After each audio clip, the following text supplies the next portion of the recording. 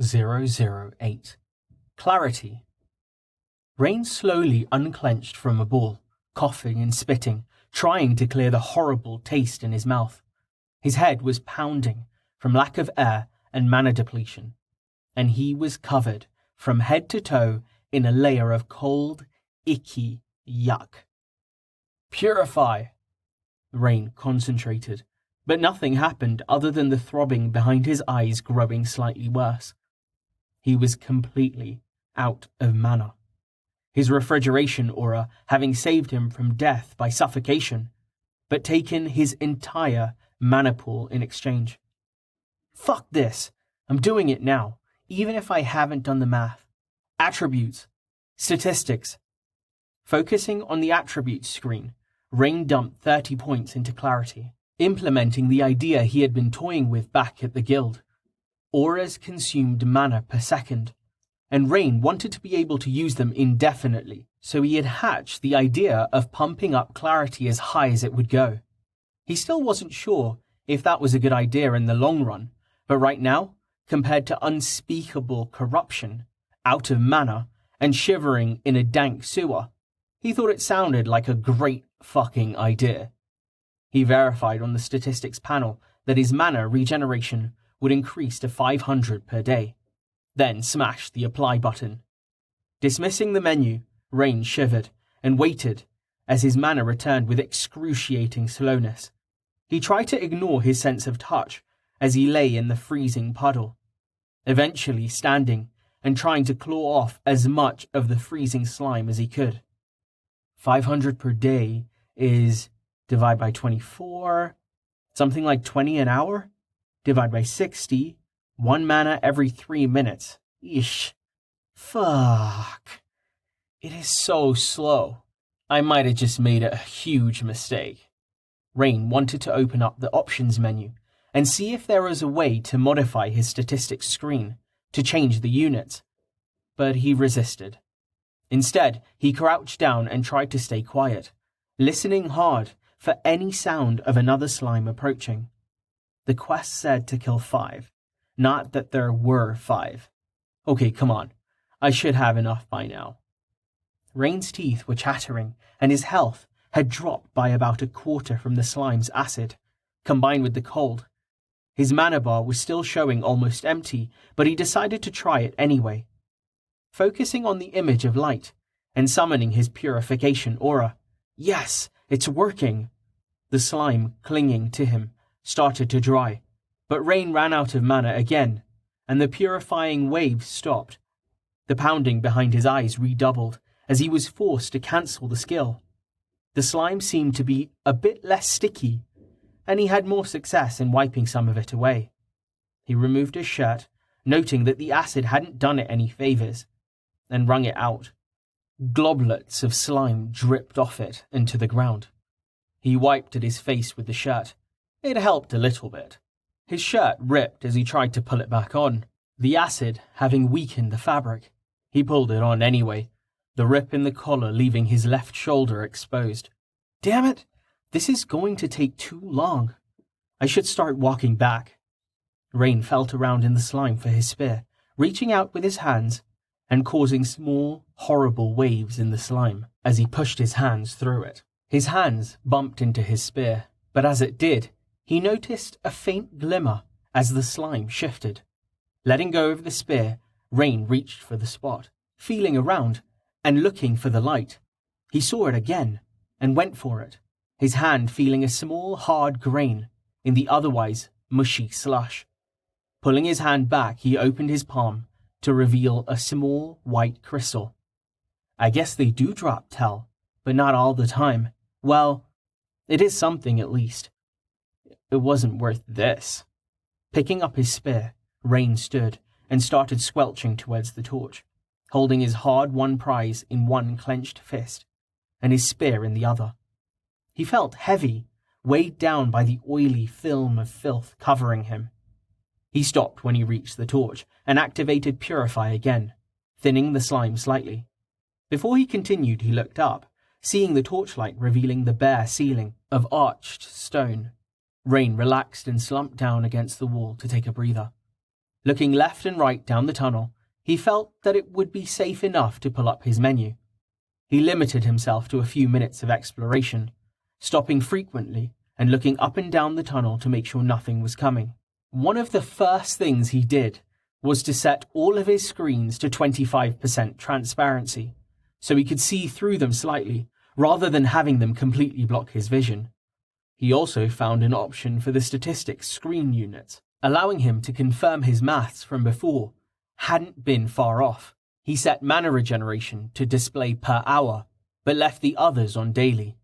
Closing his menus, he sent off another pulse of purification, then did some more maths, mostly in his head, but also drawing out some slimy figures in the dust on the floor. Pulling up the skills screen, he noted his new skill point. He invested it in the Winter Aura to boost his mana regeneration. Casting a firebolt would probably be a bad idea right now, assuming that these are as flammable as the ones in the forest. Not like I have the mana for it anyway. He was pretty sure that the extra 10% combined with his higher clarity would be enough to offset the cost of the skill. But it was more than possible. He had made a math error somewhere.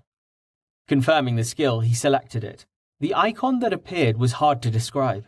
It was more the feeling of a sharp winter morning than it was a picture like the others, yet he could see it with his eyes.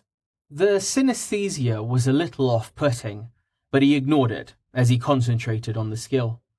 He didn't notice any visible effect, but he did feel the aura activate.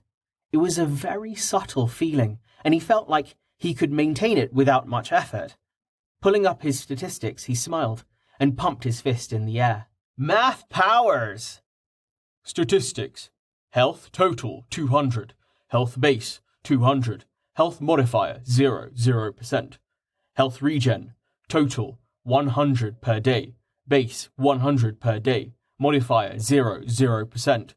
Stamina total 200. Base 200. Modifier 0%. Stamina regen total 100 per day. Base 100 per day. Modifier 0%. Mana total 200. Base 200. Modifier 0%. Mana regen total 21.9 per hour. Base 20.8 per hour. Modifier -1 per hour. 10%. Movement speed 10. Perception 10. Resistances: heat 0%. Cold 0%. Light 0%. Dark 0%. Force 0%. Arcane 0%. Mental 0%. Chemical 0%. The difference was almost trivial, but it was a net positive. He could keep this aura on at all times, passively boosting his mana regeneration, essentially for free. It would only get better if he further increased his base regeneration by investing in clarity. Closing the menu, Rain tried to focus on his purification aura at the same time as maintaining winter. But nothing happened. Purify, he thought, trying to switch to the skill. Winter immediately deactivated as soon as the icon changed. Damn it! I guess that would have been too much to ask for. Seems like the rule is one aura at a time. Still, every little bit helps. His mana slightly recovered. Rain activated purification, further thinning the slime coating him. He immediately switched back to winter and activated it. Slowly, he rose and started making his way back down the tunnel towards the waterway, no longer even bothered by the slimy feel of the stones on his feet. The floor was cleaner than he was, even with him switching to purification every few minutes, whenever he had enough mana to make it worth the effort. In this way, he retraced his steps, reaching the waterway, turning and trudging along it. By the time he reached the bottom of the stairs, he was feeling much better, merely like he had gone swimming in the brown-tinged waterway, instead of a literal pile of sludge. Rain gave a last burst of purification, gritting his teeth as the feeling of mana exhaustion started to intensify in his skull, then switched back to winter. With relief at the sight of the sun, he started climbing back up the stairs. Well, that was fun. like the time I stepped on a used diaper in a ball pit, except so much worse. I almost died. The trek back through the city was uneventful, though the streets were now much busier with the sun showing just past noon, or before. Rain couldn't tell if it was rising or setting, and didn't know which way was east. He noticed people in the street giving him a wide berth, but he wasn't sure if it was due to his torn clothing, his spear, or the smell. Way past caring about what other people thought, he entered the guild and searched for Gus. Seeing him behind one of the counters, he made his slow, tired way over, joining the end of the line of adventurers waiting at the counter. As he approached, the man waiting in front of him sniffed and looked around. Seeing Rain, the man swore, scrunched up his nose in disgust, almost gagging. The man decided that Rain could have this line, retreating as far away from him as he could. "Really, dude? It isn't that bad now. You should have seen me a half hour ago. I can't even smell it anymore." The others ahead of him in line apparently had stronger stomachs, or more self-control, as they gave him distasteful looks but stayed in place. Nobody new seemed to be joining the line after him, though. When Rain finally reached the counter, Gus looked at him and shook his head. Rain pulled the still slightly damp quest slip from his pocket and placed it on the counter. He held up his hand, 5 fingers extended. 5. Gus rubbed the bridge of his nose, looking like he was developing a massive headache. He pushed the slip off of his desk with the tip of his pencil and into a bin of other discarded papers. It still looked like the soggy slip of paper was all the confirmation he needed that the job was done. He dug out 5 tel from somewhere and pushed them across to Rain. He took them gratefully and added them to his vial along with the 2 that were already in there. Gus made a shooing motion, and Rain was happy enough to oblige, heading off towards the room with the water barrel. He turned back at a shout. Gus was looking at him and pointing at the front door. He said something, which Rain didn't understand, but the message was clear. Rain sighed and headed back outside. Not wanting to lug his spear through the city, he propped it against the inside of the door before he left.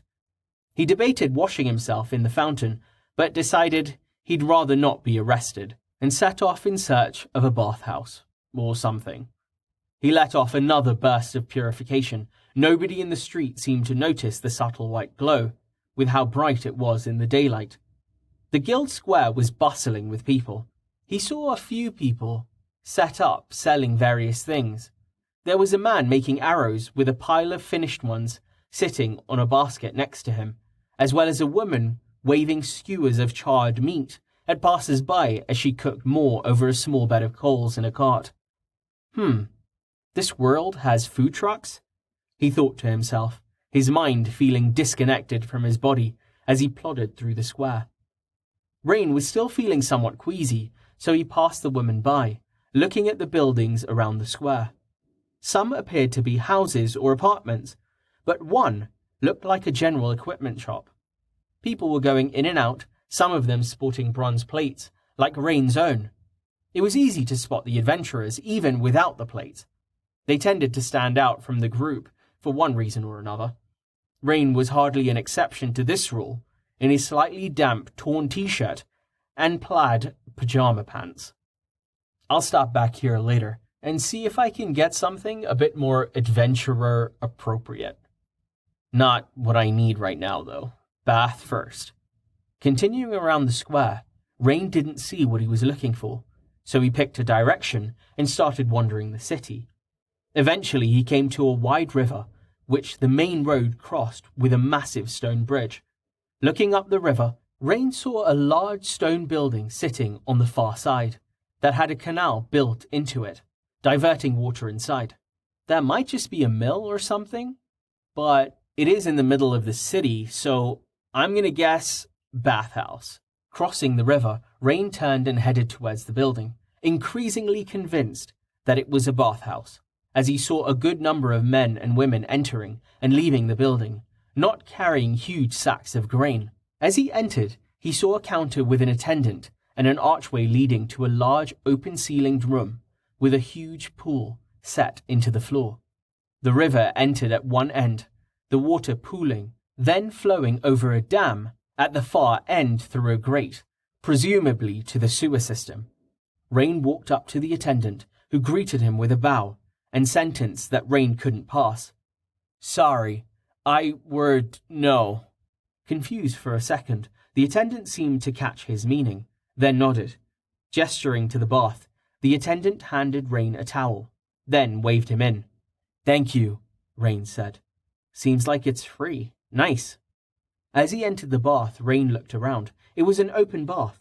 Men, women, and children bathing or swimming together, with no regard for modesty. Some were clothed, some not. He even saw one man scrubbing at a shirt with a washboard down near where the water tumbled through the grate to the sewers. So, more like a public beach than a bathhouse. That works. Rain was pretty much clean at this point, his wander through the city having given him time to regenerate sufficient mana for a few more rounds of purification. Nevertheless, he didn't feel clean. So he walked to the water, and eyeing the shallow depth of the pool, jumped in with a splash, the water coming up to his knees. The water was cool, but not too cold, and Rain quickly adapted to the temperature. He waded deeper into the pool until he was up to his neck, holding the towel above the water with one hand. Looking across to the other side of the pool, he saw some walled-off alcoves, which would offer some privacy, like little private baths, but connected to the main pool. Reaching into his pocket, he grabbed the little vial so it wouldn't slip out, holding it in his hand. The travel ration was long forgotten, thrown into the waterway beneath the city. He wasn't about to eat it, after what it had been through, even with Purify. Rain waded his way over to one of the alcoves, and, finding it empty, entered through a gap in the stone wall where it connected to the water of the main pool. Built into the bottom of the alcove were some stone ledges that he could sit on. It's like a little hot tub, just without the hot. "I'll take it." Rain set the towel on the stone walkway surrounding the pool, tucking the vial of Tel beneath it to hide it from any passers-by. He then negotiated his way out of his shirt and pants, leaving his boxers on, careful not to rip the weakened fabric any further. He swished his clothes around in the water, then clambered up onto one of the stone ledges, and standing, laid them out flat on the stone edge of the pool to dry. He then swam back out into the main pool, dunking his head under the water and scrubbing at his hair to clean out the last remnants of slime. Heading back into his alcove, he stood in the center, the water up to his chest. He concentrated and activated purification at maximum range, which would just about cover the entire alcove. He held it for as long as he could, the pulses of light easier to see diffusing through the water than they were in the air. They rolled silently across the bottom of the pool until they bounced off the walls and dissipated. His mana exhausted, he switched back to the soothing winter aura and arranged himself on one of the ledges to luxuriate in the feeling of being clean at last. Still alive, he thought to himself, playing with the vial of Tel in his hand. I really almost died. Rain's shiver had nothing to do with the cold water, as he thought about the feeling of the slime cutting off his airway. What am I doing? Going into a dark tunnel alone to kill monsters? Why did I think that was a good idea? Did I have a choice? Should I have taken the money Amelia was trying to give me? Rain closed his eyes, thinking of the past few days. He'd woken up in a forest, been captured by bandits, and then walked what felt like hundreds of kilometers, only to be abandoned in a medieval city where he didn't speak the language. He had no money, no friends, and his whole body hurt. Actually, not that much worse than my old life, now that I think about it. Just trade death by runaway excavator with death by slime monster, and you're pretty much there. You have to be pretty dumb to get run over by a piece of construction equipment on site, so what does that say about me? Rain sighed and slid off the ledge. Taking a breath, he dunked himself down under the surface and let the cool water wash away his negative thoughts. No, I won't slip back into my old life. I can cast magic now, and a slime can't really kill me, not as long as I have mana. I'll only get stronger from here. This is only the beginning." Breaking the surface, Rain leaned back, his feet leaving the bottom of the pool as he let his worries go. He floated on the cool water and let his mind go blissfully blank.